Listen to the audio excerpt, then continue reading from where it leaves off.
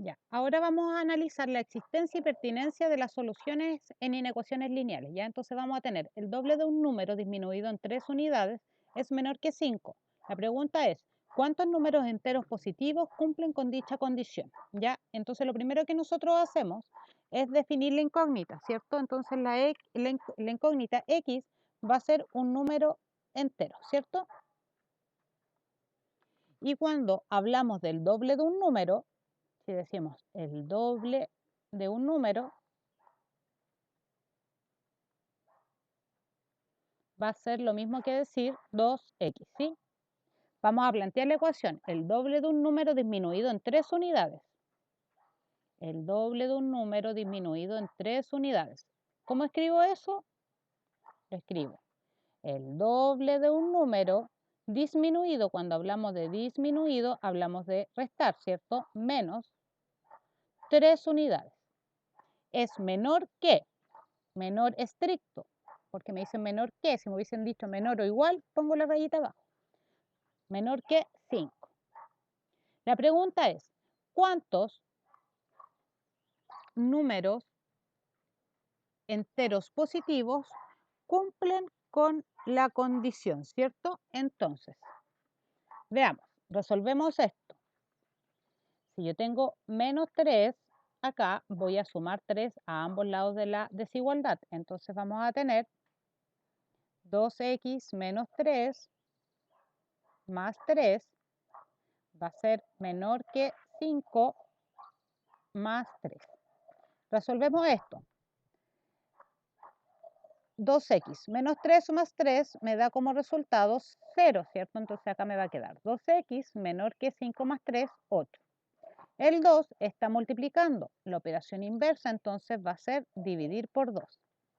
Entonces vamos a dividir por 2 en ambos lados de la desigualdad. Y me va a dar 2 dividido en 2, me da 1 y 1 por x. X va a ser menor que 8 dividido en 2, que es 4. ¿Ya? Todavía no respondo a la pregunta porque me dicen que para que el doble de un número disminuido en 3 unidades sea menor que 5, este número tiene que ser menor que 4. Pero la pregunta es, ¿cuántos números enteros positivos cumplen con dicha condición? Ya lo vamos a ver gráficamente.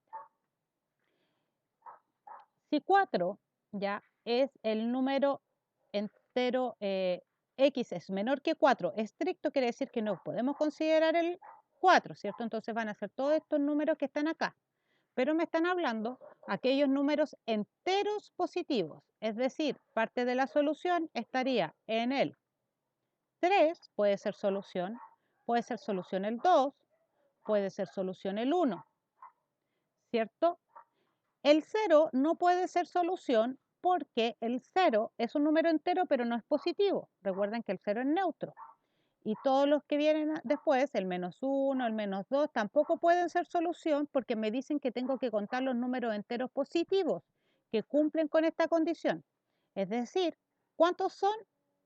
Vamos a tener 1, 2, 3. Entonces, la respuesta sería que al observar la solución, entonces, existen solamente tres, vamos a decir, solución, existen tres números enteros positivos que cumplen con las condiciones.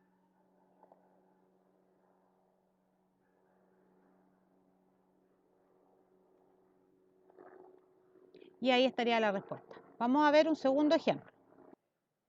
Ya en el ejemplo número 2 tenemos la suma de dos números impares consecutivos es menor que 20.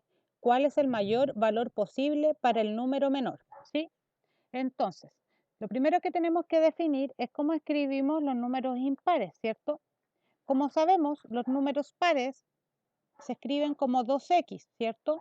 Entonces, si yo quiero escribir un número impar, va a ser 2x más 1, ¿ya? Así se escriben los números impares. Entonces, el primer número impar va a ser 2x más 1. El que viene, el siguiente, va a ser 2x más 3, porque si fueran 2x más 2 me daría un número par, ¿ya? Entonces acá tenemos los dos números impares consecutivos.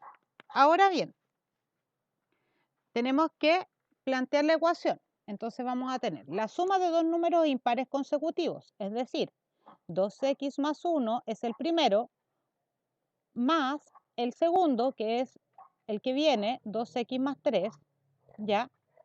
Es menor que 20. ¿Ya? Resolvemos esto. Vamos a tener, como tengo un signo más, voy a tener 2x más 1 más 2x más 3 es menor que 20. Vamos a reducir términos semejantes.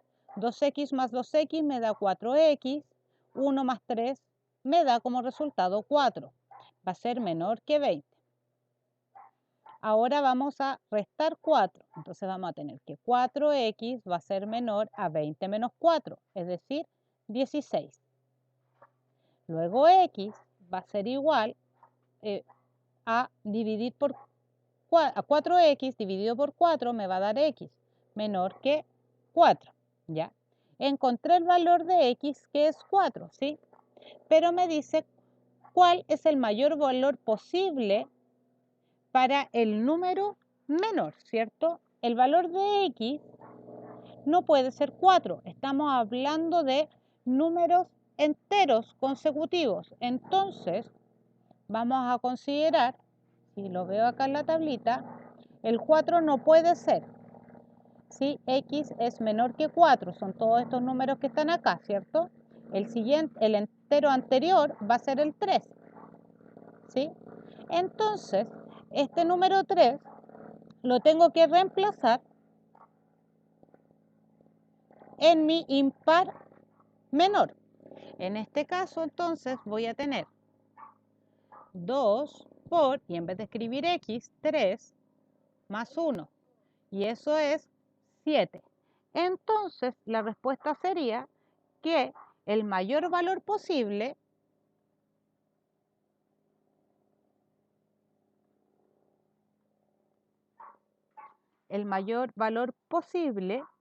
para el número menor